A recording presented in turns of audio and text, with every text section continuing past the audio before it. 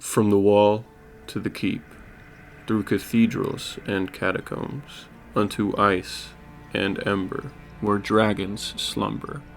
This has been my journey into Dark Souls 3.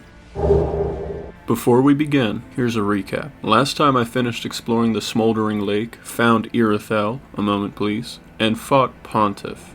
Though, I don't even have the heart to mention what happened there. If you know, you know. From there, I laid my eyes upon Orlando, fought Aldrich, the devourer of the gods, falling upon the profane capital where Sigurd fulfilled his promise to Yorm, leading to my discovery of Emma's death and the arrival of the Dancer. Following Dancer's defeat, I laid the basin onto the statue and Lothar Castle opened, continuing my journey. I was ecstatic to see this zone open up, offering another gorgeous backdrop that we'll explore further next time. But what really made this so magical was the full circle moment of realizing what I was looking at the start of it all. This small cliff, where a hollow stands, facing a large castle off in the distance. I've talked occasionally about the framing of this game, how they encapsulate flawless level design coupled with an enchanting atmosphere. But all this subtle groundwork that sets the precedent of the mystery and intrigue in this game cannot go unnoticed. Not in my video. Look at this view. Oh yeah, by the way, the sky changed. It's red now. But if you've played this game, you might already be aware, but if you haven't, why are you letting me spoil the mystery? Anyways, what's underneath us? Well, Undead Settlement. To the right is Farron Keep, and further right is the Cathedral of the Deep. Panning left, amongst the clouds, we see the tips of Irithyll's buildings peeking out, and more clearly in Orlando. Then, straight off ahead, a strange construct. Somewhere we'll visit soon. Again, like the castle, the world is presented to you. Though you may not understand what everything is, you know what you'll find. It's just a matter of getting there. But enough gawking, let's get into the thick of it. We pick back up in the Consumed King's garden. Rather small, it houses a poison swamp with some slimy turds squirming about. Burn them. Burn them all. Really, not much was happening here other than grief, but there was noise. A pained scream, echoing. Not quite human, but not quite like a beast's. Something in between.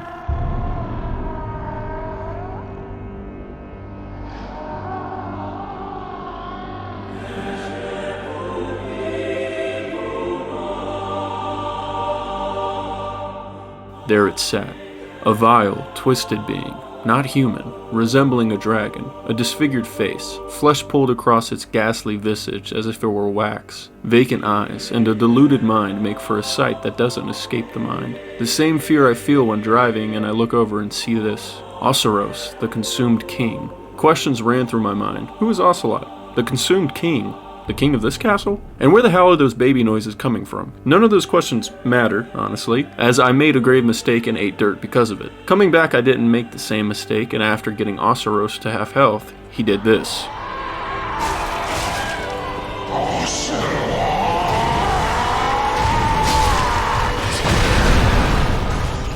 Holy f***, did he just pretend to crush a baby into dust?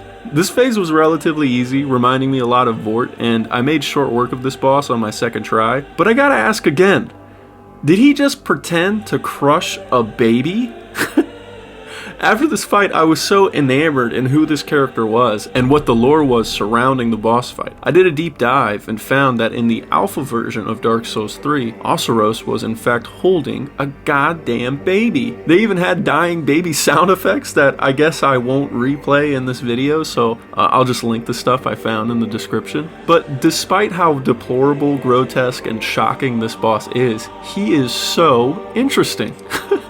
The vibe of it, it's mystifying.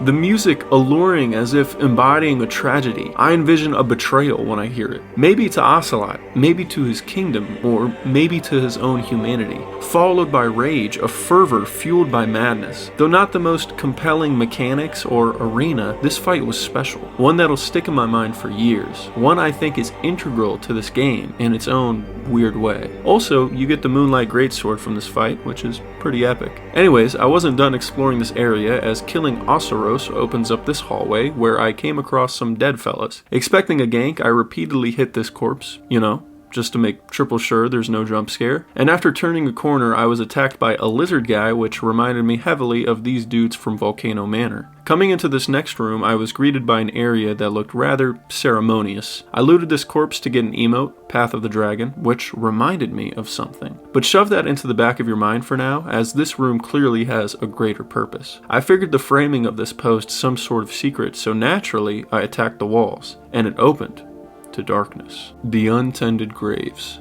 Immediately, this area looked familiar. I stared at my surroundings, wondering why. The tombstones, shallow water, trees lifted in the air, open coffins, and then an altar. I remember this. An archway and 2 small platforms covering both my sides. I remember this. I turned back to confirm my suspicion, to confirm I wasn't crazy. And there it was.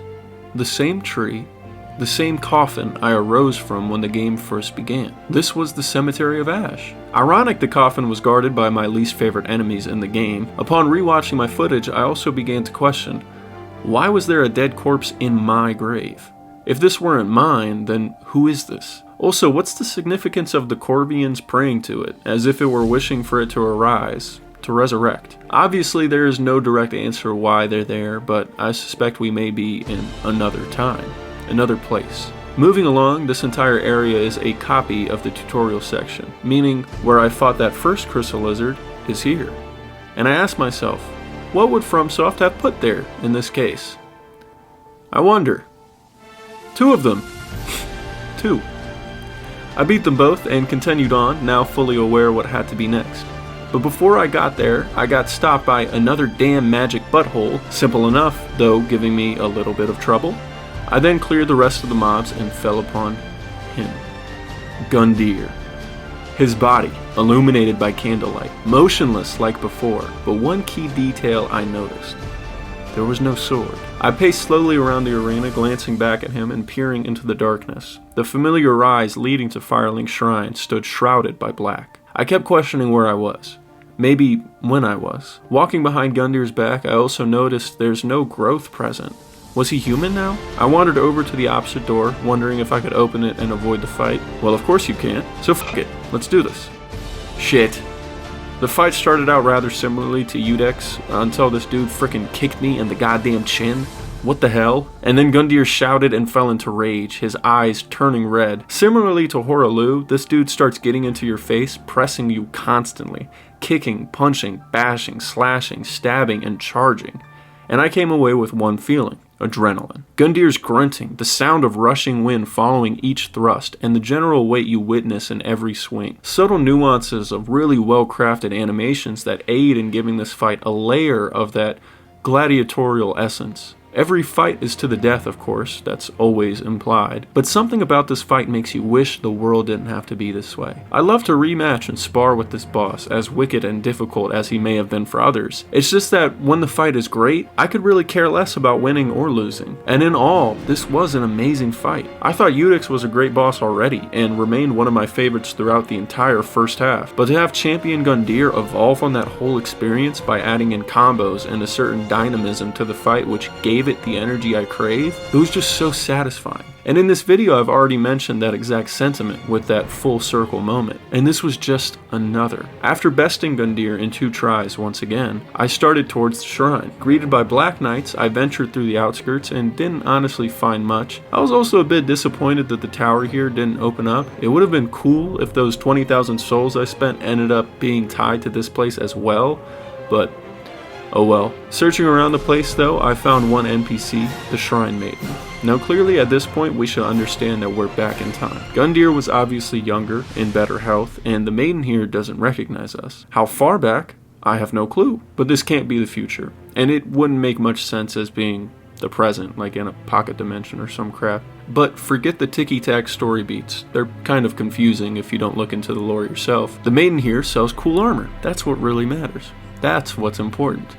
New drip. Now that I had finished up there, it's time to address that emote I mentioned earlier, Path of the Dragon. Back in part 3 I had come across this view and a peculiar statue. I recalled the way it sat, crisscross applesauce, and the emote itself looked oddly familiar. So I returned and popped a squat. For a time, nothing happened, and I was kind of disappointed there wasn't anything to be found here, until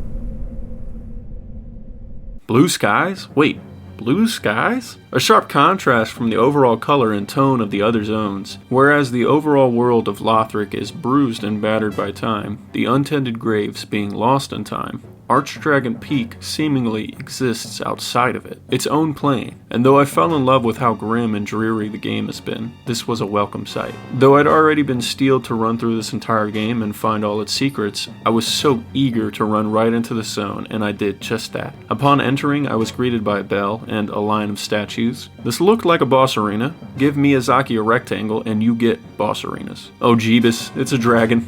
A real dragon. I ran right to its feet like Elden Ring and started swinging away and did absolutely no damage. I thought maybe it's an elemental thing, and I knew lightning was good against dragons, so I grabbed my Lothric Knight Greatsword, great weapon by the way, and kept trying. Hell, I could barely even register a hit at all. I kept getting stepped on, flicked by its tail, and it moved around a lot. I was tossed around so much I felt like I was ASAP Rocky in a prison shower. From no homo, we slipping on semen. At a certain point I just kinda stood there, and being right next to its head, I was still missing. Obviously I was doing something wrong. Either my eyesight is finally failing me, or I am just the worst Souls player ever. But then, finally, I landed a slash right on its chin, and it still did no damage. After that I realized something. Maybe I shouldn't be fighting this at all. It wasn't making that task easy whatsoever, but there's an entire path feeding off of the arena that isn't blocked off by a fog wall. And for some reason it's dotted by these little lizard pricks. But a message in the middle of the first room you come across stated, plunging attack. Oh my god, this is an extremely elaborate gimmick boss, isn't it? I looked all around the path, looting along the way, looking over cliffs, trying to see where's my vantage to jump on this bastard's head. I ended up walking here, realizing I should probably be down, and I let myself fall. A pretty respectable distance. And I died. Well, attempt 1 was in the books, but I knew where I needed to be. This is the most nerve-wracking boss run I've ever had, but I made it to the ladder and was certain the plunge was coming. A fireball grazing my testicles was enough to tell me luck was on my side. No, not again. I get the gimmick, why? Why do I have to do this twice? I get back one more time, and I miscalculated last time, but now I'm sure I've got it. Fuck! Again?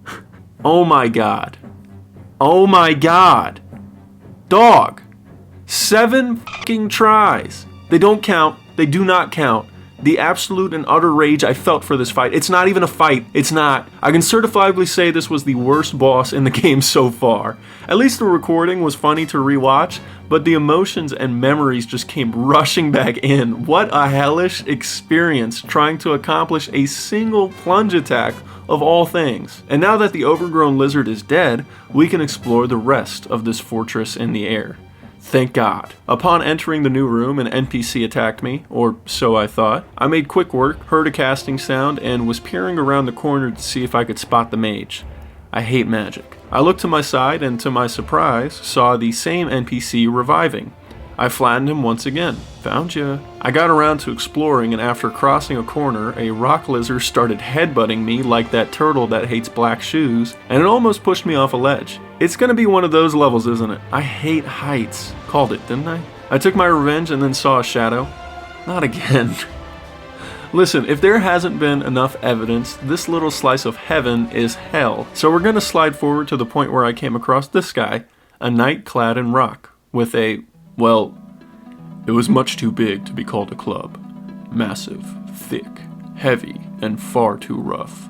Indeed, it was more like a heap of raw iron. After a few tries, I finally beat the Havel Knight, but I must say, that Rockwalk thing is menacing. Kudos to him for never using a heal though. I went and grabbed the armor after looking up where it'd be, of course an inconspicuous location, and then it was time to ring this massive bell that I didn't tell you about for the suspense. Adding to the suspense, here's a view.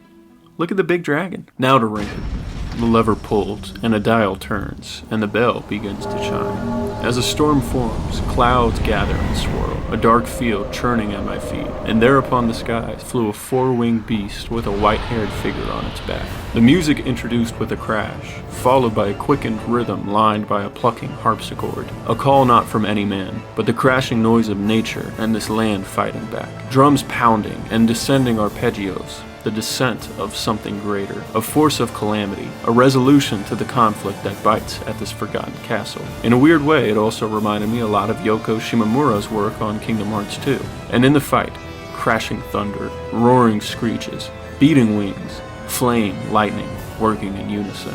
A duo fight unlike any I'd seen before. A pair working toward the same cause, trusting in their abilities. The man protecting the dragon's sides, and the dragon protecting the man from any assault, biting threats by flame and fury. Sound is important here. The battle versus the camera is central against the King of the Storm. Therefore, for many attacks, you can't see the windup. But as the electricity builds around the man's spear, or as the dragon roars, you learn to associate those noises to certain attacks and prompt your rolls. But what I found hardest here was actually hitting the damn thing. I was hacking at air half of the battle somehow, and slowly got whittled down to 1 Estus as I finally slashed the king one last time, or so I thought.